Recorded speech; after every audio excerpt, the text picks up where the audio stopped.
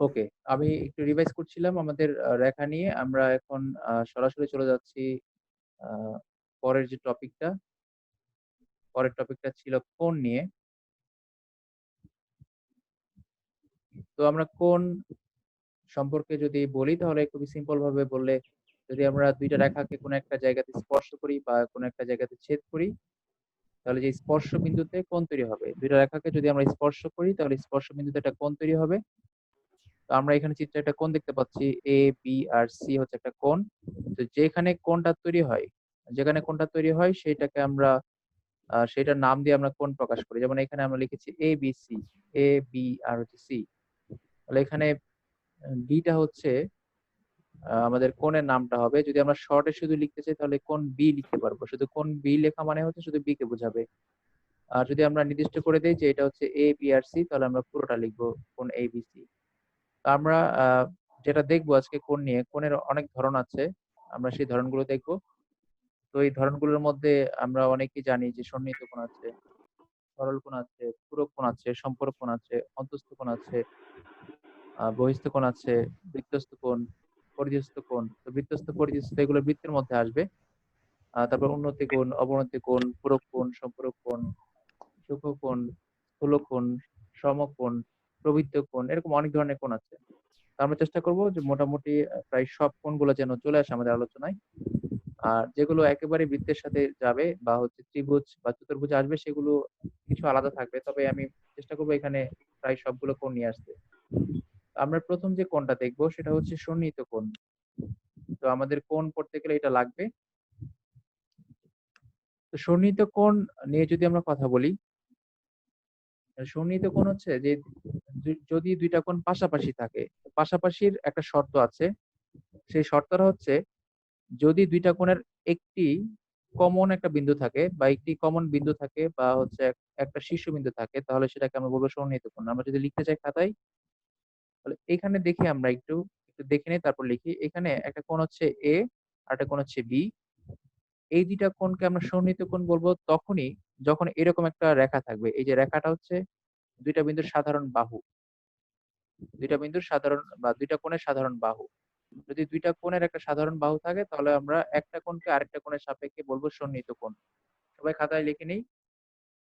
যদি একটি কোণের সাপেক্ষে বা যদি ২ টি কোণের একটি সাধারণ বাহু থাকে এভাবে লিখি তাহলে বুঝতে সুবিধা হবে। যদি ২ টি কোণের একটি সাধারণ বাহু থাকে, যদি ২ টি কোণের একটি সাধারণ বাহু থাকে তবে কোণ দুইটিকে পরস্পরের সন্নিহিত কোণ বলে। যদি ২ টি কোণের একটি সাধারণ বাহু থাকে তবে কোণ দুইটিকে পরস্পরের সন্নিহিত কোণ বলে। যদি ২ টি কোণের একটি সাধারণ বাহু থাকে তবে কোণ দুইটিকে পরস্পরের সন্নিহিত কোণ বলে।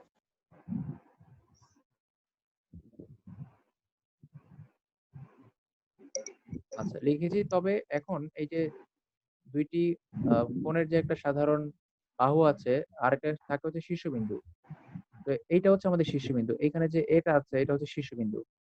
অর্থাৎ এটা হচ্ছে শীর্ষবিন্দু। তাহলে আমরা বলতে পারি যে সন্নিহিত কোণের ক্ষেত্রে শীর্ষবিন্দু থাকবে একটা। পরের স্লাইডে হয়তো লেখা আছে আমরা দেখি। এই যে এখানে সন্নিহিত কোণের শীর্ষবিন্দু থাকে একটা, একটা শীর্ষবিন্দু অর্থাৎ এইটা, যেটা কোণ A ছিল এটা হচ্ছে তার শীর্ষবিন্দু। অর্থাৎ এখানে ২ টা কোণের মধ্যে এটা কমন আছে। একটা শীর্ষবিন্দু আছে। আবার আরেকটা বাহু থাকবে। এই বাহুটা যদি আমরা এটাকে D আর এটাকে A ধরি তাহলে এই বাহুর নাম হচ্ছে AD বাহু। তাহলে এখানে কোণ A আর কোণ B এর মধ্যে কমন যে বাহু সেটা হচ্ছে AD। তাহলে AD হচ্ছে তাদের সাধারণ বাহু আর A হচ্ছে তাদের শীর্ষ কোণ বা শীর্ষবিন্দু। তাহলে এই সন্নিহিত কোণের ক্ষেত্রে ২ টা পয়েন্ট আমাদের মনে রাখতে হবে। একটা হচ্ছে শীর্ষবিন্দু সেম থাকবে, ২ টা শীর্ষবিন্দু সেম থাকবে আর ২ টার একটা কমন বাহু থাকবে।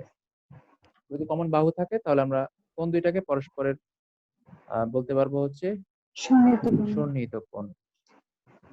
ওকে। এখন আমরা যদি আ ত্রিভুজ বা চতুর্ভুজের ক্ষেত্রে দেখতে চাই, তাহলে আমরা কিভাবে দেখব? আমি হোয়াইট বোর্ডে আবার একটু ড্র করার চেষ্টা করছি। ধরেন আমি একটা চতুর্ভুজ আঁকলাম এখানে। ফ্রি হ্যান্ডে আঁকছি, হ্যাঁ? Sir okay. ধরেন এটা একটা জি, জি। স্যার সন্নিহিত কোণটা তো পুরাটা মিলা 180 ডিগ্রি না? না, পুরোটা মিলে 180 ডিগ্রি না, এটা যেকোনো মাপের হতে পারে। ধরেন আমি যদি এইভাবে আঁকি, হ্যাঁ? এইটা একটা কোণ, ঠিক আছে? এটা একটা কোণ। আচ্ছা। তো এই কোণটা বড়জোর হতে পারে 45 ডিগ্রি। এখন যদি আমি কোণটাকে ভাগ করি ধরেন আমি ধরলাম এই কোণটা নিচের কোণটা হচ্ছে 20 ডিগ্রি আর এখানের উপরের 25 কোণটা ডিগ্রি। হচ্ছে 25 ডিগ্রি। ওকে। এটা ধরেন এখানে কোণের কোনো মাপ নাই। তো এখন আমরা দেখব এই যে ২ টা কোণ আমরা নিলাম, কোণের মধ্যে কমন বাহু আছে কিনা? এখানে একটা সাধারণ বাহু কিন্তু আছে। এই যে এইটা। আচ্ছা। আবার এই যে ২ টা কোণ একটা জায়গাতে, এই যে এখানে এই শীর্ষবিন্দুতে ২ টা কোণ আছে একসাথে। একটা তাহলে আমরা শীর্ষবিন্দু বলতে থেকে পারি এই কোণটা, যদি আমরা বলি এই কোণটা সন্নিহিত। এখানে কোনো কোণের মাপের কোনো বিষয় নাই। আবার যদি আমরা এখানে ১৮০ ডিগ্রি কোণ আঁকতে চাই, এখানে, এটাকে আমরা ২ ভাগে ভাগ করলাম। তাহলে এই যে এইখানেও এই কোণটার সন্নিহিত কোণ হবে। মানে পাশাপাশি, সন্নিহিত মানে প্রতিবেশী। কারণ এই ২ টার মধ্যে এখানে এই সাধারণ বাহুটা আছে। ঠিক আছে?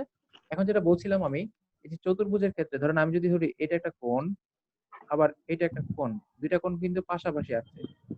এখন দেখেন তো এই ২ টা কোণের মধ্যে কোন শীর্ষবিন্দু আছে কিনা? না, কমন শীর্ষবিন্দু? শীর্ষবিন্দু কমন না, শীর্ষবিন্দু আলাদা। শীর্ষবিন্দুটা আলাদা। এই কোণের শীর্ষবিন্দু হচ্ছে এইটা, আবার এই কোণের শীর্ষবিন্দু হচ্ছে এইটা। কিন্তু সাধারণ বাহু আছে। হুম। আচ্ছা। তবে আমরা এগুলাকে সন্নিহিত বা কোণ ধরি। এটাকে আমরা সন্নিহিত কোণ ধরি। কারণ এটা হচ্ছে ত্রিভুজের ক্ষেত্রে আলাদা কেস। আমরা ধরে নেব এটা সন্নিহিত কোণ। কারণ সাধারণ বাহুটা এখানে আছে। ঠিক আছে? এটা মনে রাখতে হবে। এখানে ২ টার মধ্যে সাধারণ বাহু থাকার কারণে আমরা এই কোণটাকে এই কোণটা সন্নিহিত কোণ ধরে নিব। ওকে? এটা আমাদের ত্রিভুজে, চতুর্ভুজে আবার একটু আসবে। তো আমরা হচ্ছে আবার আগের জায়গায় ব্যাক করছি। তো আমরা যেটা দেখছিলাম সেটা হচ্ছে সন্নিহিত কোণের কথা বলছিলাম। যদি আমরা পরের স্লাইডে যেতে চাই, পরের স্লাইডে এখানে আসবে হচ্ছে বিপ্রতীপ কোণ। একটু আগে আমি বলছিলাম যে ছেদকের কথা বা তির্যক ২ টা রেখার কথা। যদি আমরা ২ টা সরলরেখাকে যদি আমরা তির্যকভাবে রাখি বা একটাকে আরেকটাকে দিয়ে ছেদ করাই, তো ছেদ করানোর পরে এখানে ৪ টা কোণ তৈরি হবে।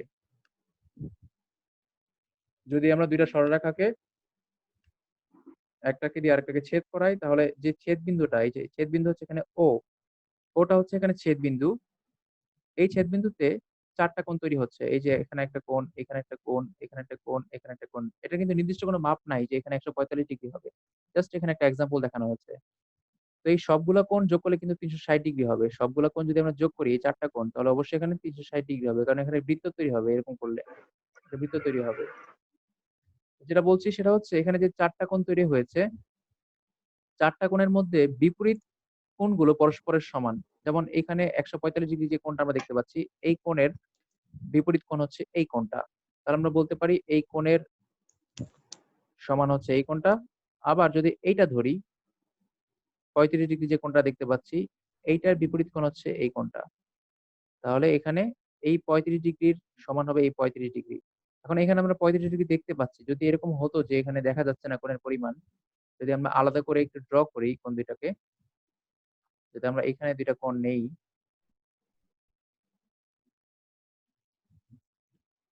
আচ্ছা এখানে আমি আ ২ টা কোণ যদি আলাদা করে নেই,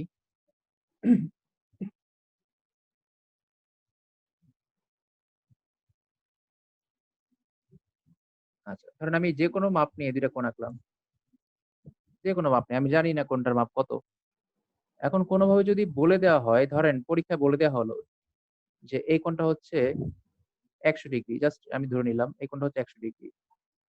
একটা কোণ বলে দেওয়া হচ্ছে। ঠিক আছে? এটা বলে দেওয়া হচ্ছে ১০০ ডিগ্রি। এখন যদি বলে এই কোণটা কত? তাহলে এই ১০০ ডিগ্রির বিপরীত কোণ এইটা। তাহলে এটাও ১০০ ডিগ্রি হবে। এটাও কারণ হচ্ছে সেম কি ২ টা হবে না স্যার? রেখা পরস্পরকে ইন্টারসেক্ট করছে। হ্যাঁ, এটাও সেম হবে। তাহলে এটা আমরা ধরতে পারি এটা হচ্ছে ১০০ ডিগ্রি। এখন বাকি ২ টা কোণ কত তাহলে? ৮০ হবে। আমরা ৮০ হবে। আমরা জানি এই যে এইটাও যদি একটা যদি সরল কোণ ধরি, একটু পরে সরল কোণ আসবে যদিও, আমি একটু আগেই বলে নিচ্ছি। যদি একটা রেখার উপর যে কোণটা তৈরি হয় সেটা একটা এক সরল কোণ হয়। তাহলে এই সবটা কোণ হচ্ছে ১৮০ ডিগ্রি। সবটা কোণ হচ্ছে ১৮০ ডিগ্রি। তার মধ্যে ১০০ ডিগ্রি চলে গেলে বাকি থাকে হচ্ছে ৮০ ডিগ্রি। তাহলে এইটা হচ্ছে ৮০ ডিগ্রি। তো যদি এটা ৮০ হয়, তাহলে এইটার বিপরীত কোণ হচ্ছে এইটা। তাহলে এইটা হবে ৮০ ডিগ্রি। ঠিক আছে? তাহলে কোথায় অ্যাপ্লাই করতে হবে আমরা বুঝে গেলাম যে এরকম যেকোনো চিত্রের ভিতরে এরকম থাকতে পারে। ২ টা পরস্পরের সাপেক্ষে ছেদ করে রেখা থাকতে পারে। তখন আমরা একটা কোণ থেকে আরেকটা কোণ বের করে নিতে পারবো। তো এটাই আমরা এখানে দেখছিলাম আমাদের স্লাইডে। আমরা আবার একটু স্লাইডে নিয়ে আসি। আচ্ছা, আমাদের স্লাইডে যেটা দেখছিলাম সেটা হচ্ছে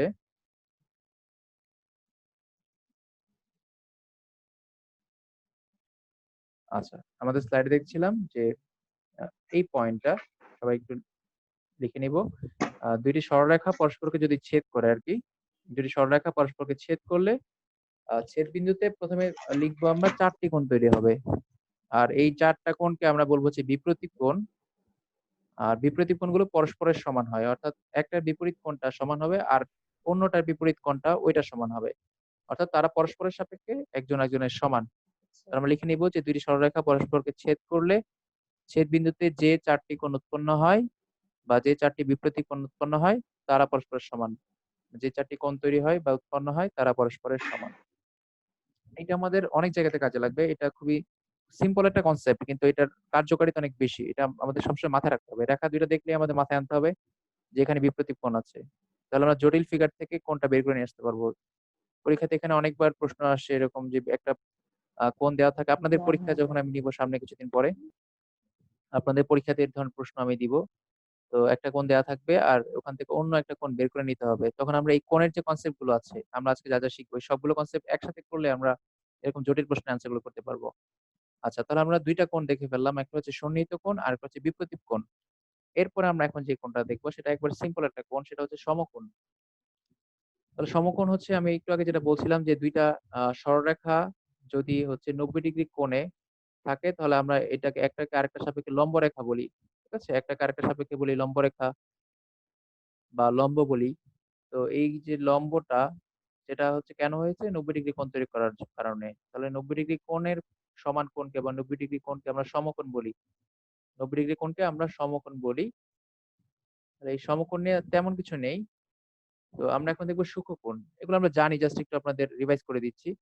আমরা জানি যদি ৯০ ডিগ্রির থেকে ছোট কোণ হয়, ৯০ ডিগ্রি থেকে ছোট, তাহলে এই কোণটাকে আমরা সূক্ষ্মকোণ বলি। 0 থেকে শুরু ৯০ পর্যন্ত বা ৯০ এর আগ পর্যন্ত যে কোণগুলো আছে।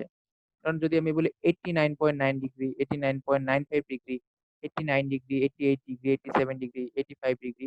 0 থেকে শুরু, 0 এর বড় এবং হচ্ছে ৯০ থেকে ছোট যত কোণ আছে সবগুলাকে আমরা বলি সূক্ষ্মকোণ বা অ্যাকিউট অ্যাঙ্গেল। তাহলে ৯০ ডিগ্রি থেকে ছোট যে কোণগুলো আছে সেগুলাকে আমরা বলি সূক্ষ্মকোণ। 0 থেকে বড়, ৯০ থেকে ছোট। এরপরে আসবে সূক্ষ্মকোণের পরে আসবে অবশ্যই স্থূলকোণ। স্থূলকোণ হচ্ছে ৯০ এর থেকে বড়, ১৮০ র চেয়ে ছোট। ৯০ এর চেয়ে বড়, ১৮০ র চেয়ে যে ছোট কোণগুলো আছে সেগুলোকে আমরা বলি স্থূলকোণ। আপনারা আ এগুলো জানেন চাইলে লিখে নিতে পারেন। ৯০ এর চেয়ে বড় এবং ১৮০ র চেয়ে ছোট যে কোণগুলো আছে এগুলাকে আমরা বলি স্থূলকোণ। অর্থাৎ স্থূলকোণটা হবে ৯০ এর থেকে বড়। তার মানে ৯০ এর থেকে যেকোনো বড় মান ৯১ ডিগ্রি, ৯৫ ডিগ্রি যাই ধরি না কেন। আবার ওখানে ১৮০ হতে পারবে না। ১৮০ থেকে ছোট একটা কোণ হতে হবে। তাহলে আমরা দেখলাম হচ্ছে 0 থেকে বড় এবং ৯০ থেকে ছোট হলে সূক্ষ্মকোণ, ৯০ হলে সমকোণ, ৯০ এর থেকে বড় ১৮০ র চেয়ে ছোট হলে সেটা হবে স্থূলকোণ। আর শুধু ১৮০ ডিগ্রি হলে সেটাকে আমরা বলব সরল কোণ। তাহলে আমরা বলতে পারি শুধু ১৮০ ডিগ্রি কোণ হলে ১৮০ ডিগ্রি কোণ হলে সেটাকে আমরা বলব সরল কোণ বা হচ্ছে স্ট্রেইট অ্যাঙ্গেল। তো এই সরল কোণটাকে আমরা আরেকটা নামে ডাকতে পারি। ২ সমকোণ বলতে পারি। আমরা যদি এখানে এটাকে যদি ২ ভাগে ভাগ করি এই কোণটাকে তাহলে দেখা যাবে ২ টা ৯০ ডিগ্রি তৈরি হবে। আমরা যদি এই ১৮০ কে ২ ভাগে ভাগ করি তাহলে এই পাশে ডান পাশে একটা তৈরি হবে ৯০ ডিগ্রি বা সমকোণ, আবার বাম পাশে তৈরি হবে একটা ৯০ ডিগ্রি বা সমকোণ।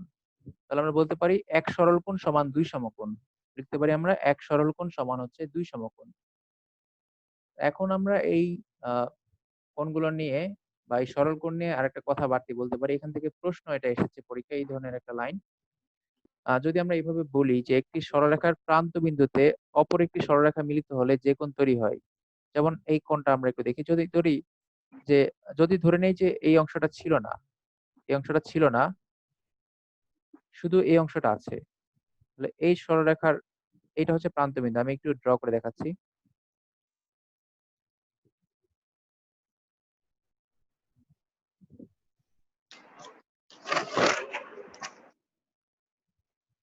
আচ্ছা, তাহলে এটা যদি একটা কোণ হয়, এটা একটা কোণ এখানে আছে। ধরেন আগে থেকে একটা কোণ আছে। আর এখানে প্রান্তবিন্দুতে যদি আমরা আরেকটা সরলরেখা নিয়ে আসি, কোণ থাকুক বা না থাকুক, একটা সরলরেখার সাথে যদি আমরা আরেকটা সরলরেখা নিয়ে আসি, তাহলে এই যে প্রান্তবিন্দুতে একটা 180 ডিগ্রি কোণ তৈরি হবে। এটা নিয়ে প্রশ্ন এসেছিল পরীক্ষায় এবং এটা পরীক্ষায় আসে। তাহলে আমরা যেটা বলছিলাম যে একটা সরলরেখার প্রান্তবিন্দুতে যদি আমরা অন্য একটা সরলরেখা নিয়ে আসি, তাহলে এই প্রান্তবিন্দু দুইটাতে বা প্রান্তবিন্দুটাতে ২ টা সরলরেখা মিলিত হওয়ার ফলে 180 ডিগ্রি কোণ তৈরি হবে।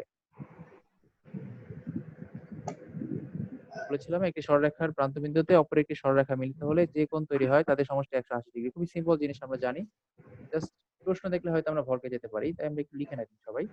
একটি সরলরেখার প্রান্তবিন্দুতে অপর একটি সরলরেখা মিলিত হলে যে কোণ তৈরি হয় আ তাদের সমষ্টি হচ্ছে ২ সমকোণ বা 180 ডিগ্রি।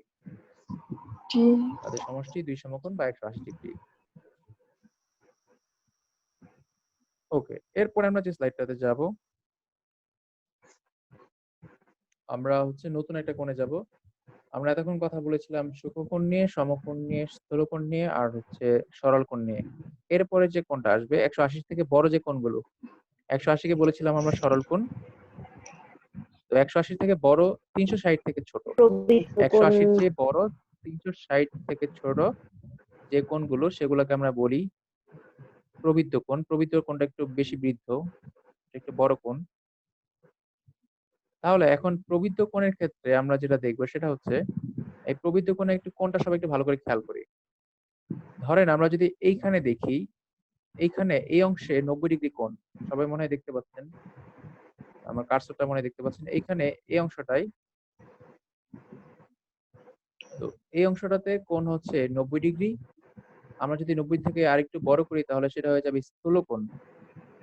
এখন যদি কোণটাকে আরো বড় করি, আমরা যদি উল্টা দিক থেকে চিন্তা করি, এই যে এখান থেকে শুরু এইটুক পর্যন্ত আসলে হচ্ছে 180। জাস্ট আমি আপনাদের একটু ড্র করে দেখাচ্ছি। আমরা তো সংখ্যা দেখলে অবশ্যই বলতে পারবো 180 থেকে বড় 360 থেকে ছোট হলে সেটা প্রবৃদ্ধ কোণ। তো কোণ দেখে যেন আমাদের বুঝতে অসুবিধা না হয়।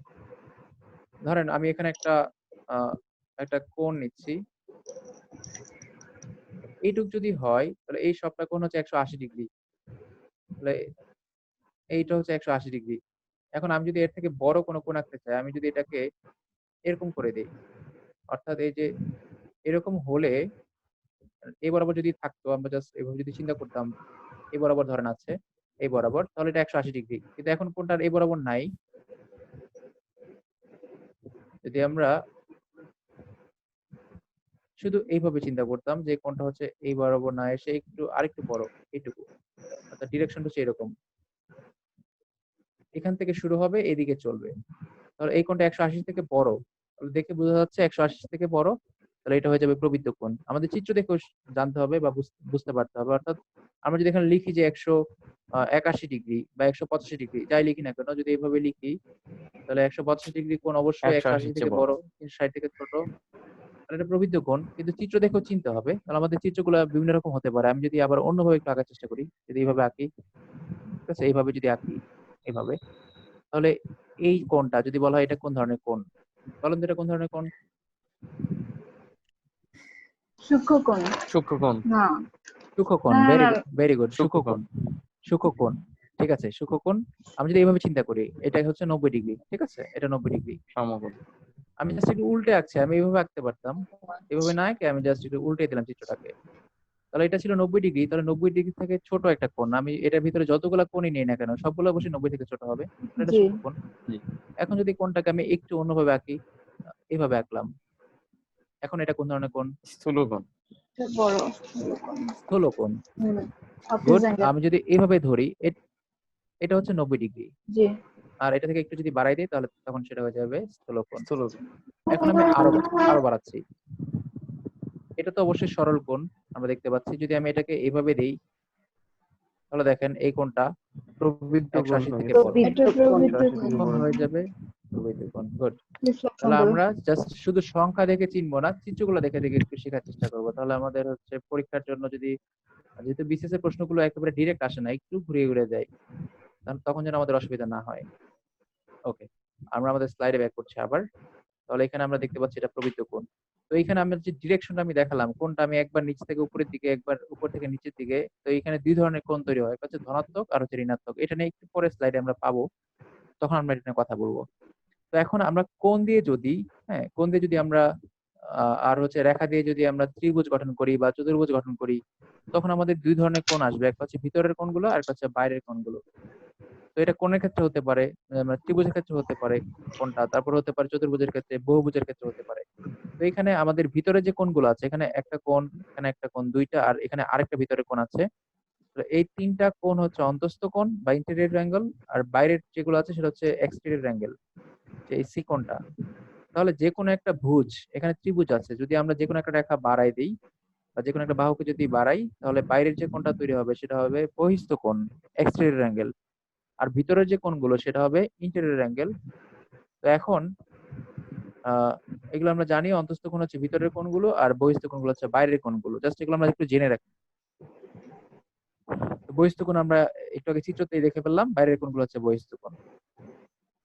এরপরে যেটা আসবে সেগুলো অনেক ইম্পর্টেন্ট। আমাদের এখানে ২ টা জিনিস আছে, একটা হচ্ছে কমপ্লিমেন্টারি আর একটা হচ্ছে সাপ্লিমেন্টারি। কমপ্লিমেন্টারি হচ্ছে পূরক কোণ আর সাপ্লিমেন্টারি হচ্ছে সম্পূরক কোণ। একটু আগে যে আপুটা বলছিলেন যে আমাদের এখানে ১৮০ ডিগ্রি হবে কিনা, ৯০ ডিগ্রি হবে কিনা, এইখানে আমরা গিয়ে হচ্ছে কোণের ক্যালকুলেশন করব।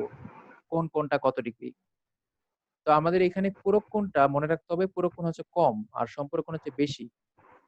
পূরক কোণের ইংলিশ হচ্ছে কমপ্লিমেন্টারি। মনে রাখার জন্য জাস্ট বলছি। পূরক কোণের ইংলিশ হচ্ছে কমপ্লিমেন্টারি, তাই এটা একটু কম। আর সম্পূরক কোণ হচ্ছে কম না বেশি, ১৮০ ডিগ্রি। এটা মনে রাখার জন্য অনেকেই ভুল করেন, অনেকেই ভুলে যান কোনটা পূরক কোণ কোনটা সম্পূরক কোণ। যদি আপনি মনে রাখতে পারেন পূরক কোণ হচ্ছে কমপ্লিমেন্টারি অ্যাঙ্গেল, তাহলে এটা হচ্ছে কম ডিগ্রি বা ৯০ ডিগ্রি। আর এটা বাইরে যেটা আছে সেটা হচ্ছে সম্পূরক কোণ ১৮০ ডিগ্রি। তাহলে পূরক কোণ হচ্ছে ২ টা কোণের সমষ্টি যদি ৯০ ডিগ্রি হয়। যদি আমরা বইয়ের ভাষায় বলি তাহলে এই সন্নিহিত কোণটাকে টেনে নিয়ে আসতে হবে। আমরা একটু আগে সন্নিহিত কোণ পড়েছিলাম, আপনাদের মনে আছে হয়তো, যে সন্নিহিত কোণ হচ্ছে এরকম ২ টা কোণের একটা সাধারণ বাহু সাধারণ বাহু থাকবে থাকবে, একটা শীর্ষবিন্দু থাকবে। আর হচ্ছে শীর্ষবিন্দু থাকবে। যদি আমরা এরকম বলি যে ২ টা সন্নিহিত কোণের সমষ্টি যদি ৯০ ডিগ্রি হয়, সবাই একটু লিখে ফেলে খাতায়। ২ টি সন্নিহিত কোণের সমষ্টি যদি ৯০ ডিগ্রি হয়, তাহলে তাদেরকে পরস্পরের সাপেক্ষে পূরক কোণ বলে। যদি ২ টি সন্নিহিত কোণের সমষ্টি ৯০ ডিগ্রি হয়, তবে তাদেরকে পরস্পরের সাপেক্ষে পূরক কোণ বলে। এইখান থেকে পরীক্ষায়, বিভিন্ন চাকরির পরীক্ষায় অসংখ্যবার প্রশ্ন এসেছে। কতবার এসেছে তার কোনো হিসাব নেই। আপনাকে এরকম একটা কোণ দেয়া থাকবে, বলবে ৫ ডিগ্রি কোণের পূরক কোণ কত?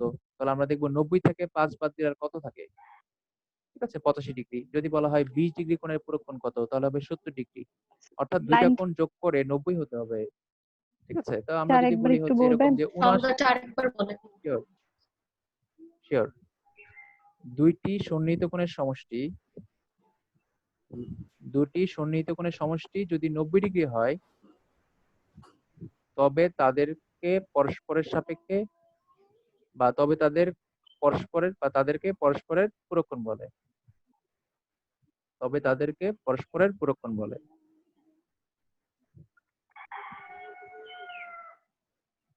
আচ্ছা, এখন যেটা বলছিলাম যে যদি এরকম বলা হয় যে ৮৯ ডিগ্রির পূরক কোণ কত?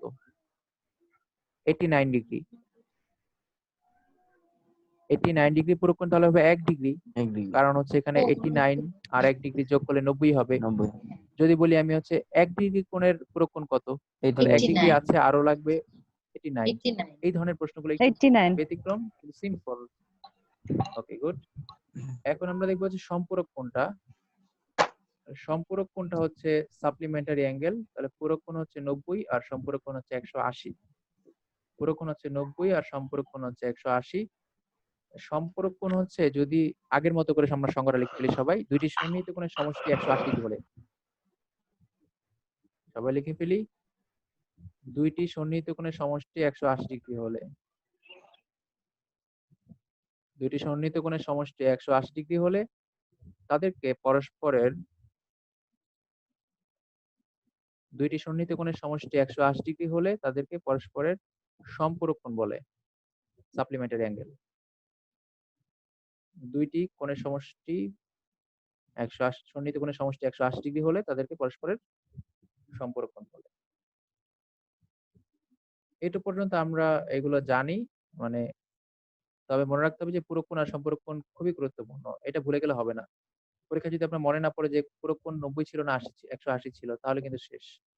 শুধু এইটুকু মনে রাখলে চলবে। ঠিক আছে? পুরো কোণ হচ্ছে কমপ্লিমেন্টারি অ্যাঙ্গেল, কমটা ৯০ ডিগ্রি আর বাকিটা হচ্ছে ১৮০। এখন আমরা যেটা দেখব তার পরের স্লাইডটা একান্তর কোণ। এইটাও অনেক গুরুত্বপূর্ণ। আমরা হচ্ছে এখানে দেখব একান্তর কোণ, অল্টারনেট অ্যাঙ্গেল।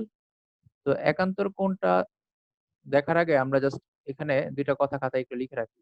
তাহলে আমাদের খুব কাজে দিবে। আমরা একটু একান্তর কোণের সংজ্ঞা বলতে পারেন। আমরা একটু লিখে নিতে পারি এটা। সবাই লিখে নিই একটু। ২ টি সমান্তরাল সরলরেখা। দেখি সবাই ২ টি সমান্তরাল সরলরেখাকে ২ টি সমান্তরাল সরলরেখাকে অপর একটি রেখা তির্যকভাবে ছেদ করলে ২ টি সমান্তরাল সরলরেখাকে অপর একটি রেখা তির্যকভাবে ছেদ করলে ২ টি সমান্তরাল সরলরেখাকে অপর একটি রেখা বা অপর একটি সরলরেখা তির্যকভাবে ছেদ করলে ছেদকের ছেদকের বিপরীত পাশের কোণগুলোকে বা ছেদকের বিপরীত পাশের কোণদ্বয়ের, কোণগুলো না লিখে ২ টা যেহেতু এখানে আমরা লিখি, ছেদকের বিপরীত পাশের কোণদ্বয়ের একটিকে ছেদকের বিপরীত পাশের কোণদ্বয়ের অপরটির অপরটির একান্তর কোণ বলে। ছেদকের বিপরীত পাশের কোণদ্বয়ের একটিকে অপরটির একান্তর কোণ বলে। ছেদকের বিপরীত পাশের কোণদ্বয়ের একটিকে অপরটির একান্তর কোণ বলে।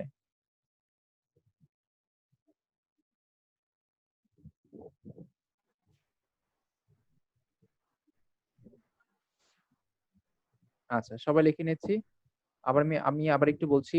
২ টি সমান্তরাল সরলরেখাকে অপর একটি সরলরেখা তির্যকভাবে ছেদ করলে ছেদকের বিপরীত পাশের কোণদ্বয়ের একটিকে অপরটির ছেদকের বিপরীত পাশের কোণদ্বয়ের একটিকে অপরটির একান্তর কোণ বলে।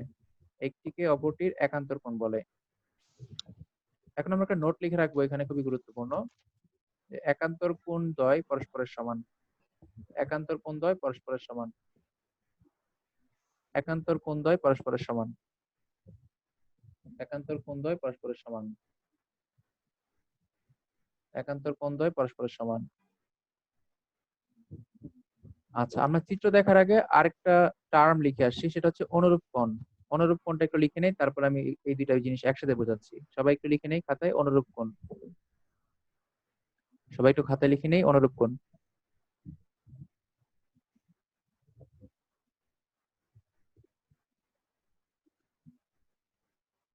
সবাই আশা করি লিখে নিয়েছেন অনুরূপ কোণ। আমরা এখন অনুরূপ কোণের সংজ্ঞাটা একটু লিখে নেই। আগের মতো করেই আগে আমরা লিখেছিলাম ২ টি সমান্তরাল সরলরেখার কথা। এখানে আমরা সেম ভাবে লিখবো যে ২ টি সমান্তরাল সরলরেখাকে অন্য একটি রেখা ছেদ করলে, আগের মতো করে লিখি ২ টি সমান্তরাল সরলরেখাকে অন্য একটি সরলরেখা ছেদ করলে ২ টি সমান্তরাল সরলরেখাকে অন্য একটি সরলরেখা ছেদ করলে সমান্তরাল রেখাদ্বয়ের একই পাশের কোণগুলোকে বা একই পাশের কোণদ্বয়কে গুলো লিখতে পারি, যেহেতু এখানে ২ টা আছে স্পেসিফিক, তাহলে আমরা কোণদ্বয় লিখতে পারি। একই স্যার পাশের আরেকবার একটু বলেন। কোণদ্বয়কে ২ টি সমান্তরাল সরলরেখাকে অপর একটি সরলরেখা ছেদ করলে সমান্তরাল রেখাদ্বয়ের একই পাশের সমান্তরাল রেখাদ্বয়ের একই পাশের কোণদ্বয়ের একটিকে অপরটির অনুরূপ কোণ বলে। একই পাশের কোণদ্বয়ের একটিকে অপরটির অনুরূপ কোণ বলে। একই পাশের কোণদ্বয়ের একটিকে অপরটির অনুরূপ কোণ বলে। একই পাশের কোণদ্বয়ের একটিকে অপরটির অনুরূপ কোণ বলে। আর এখানে আমরা একটা নোট লিখে রাখবো অনুরূপ কোণদ্বয় পরস্পর সমান। আমরা একটা নোট লিখে রাখবো অনুরূপ কোণদ্বয় পরস্পরের সমান। অনুরূপ কোণ দ্বয় পরস্পরের সমান। আচ্ছা, এখন আমরা এই দুইটা বিষয় চিত্রের সাহায্যে একটু দেখে নিতে পারি। যদি আমরা একটু চিত্রে দেখি,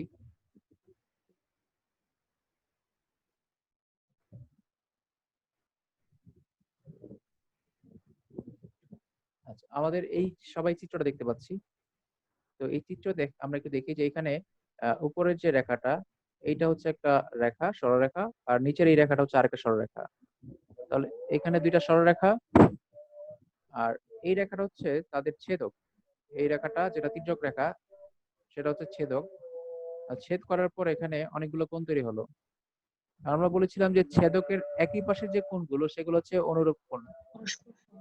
ছেদকের বা হচ্ছে সমান্তরাল রেখা দ্বয়ের একই পাশের যে কোণগুলো সেগুলো হচ্ছে অনুরূপ, আর ছেদকের বিপরীত পাশের যে কোণ দ্বয় সেগুলোকে আমরা বলি হচ্ছে একান্তর কোণ।